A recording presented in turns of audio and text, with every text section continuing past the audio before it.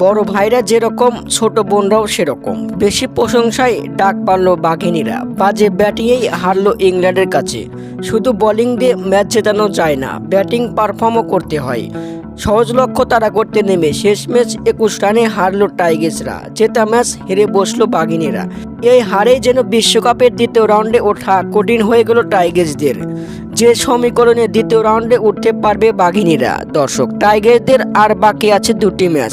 দুটো প্রতিপক্ষই শক্তিশালী দল। আগামী 10 অক্টোবর ওয়েস্ট ইন্ডিজের বিপক্ষে খেলবে টাইগার্সরা, আর 12 অক্টোবর খেলবে দক্ষিণ আফ্রিকার বিপক্ষে। দ্বিতীয় রাউন্ড খেলতে হলে দুটো ম্যাচই জিততে হবে টাইগার্সদের। একটি ম্যাচ জিতলে চেয়ে থাকতে হবে অন্য সমীকরণের দিকে, সেক্ষেত্রে কঠিন হয়ে যাবে দ্বিতীয় রাউন্ডে ওঠা। এবার বিশ্বকাপে টাইগার্সরা ব্যাটিং ব্যর্থতায় ভুগছে, যার কারণে পারল না ইংল্যান্ডের বিপক্ষে। দুর্দান্ত ব্যাটিং বোলিং পারফর্ম করে ওয়েস্ট ইন্ডিজ ও দক্ষিণ আফ্রিকাকে হারাতেই হবে, তাহলে খেলতে পারবে বিশ্বকাপের দ্বিতীয় রাউন্ড। দর্শক, আপনাদের মতামত কি? বাংলাদেশ কেমন পারফর্ম করবে পরের ম্যাচগুলো থেকে? কমেন্টের মাধ্যমে জানিয়ে দিন। ধন্যবাদ।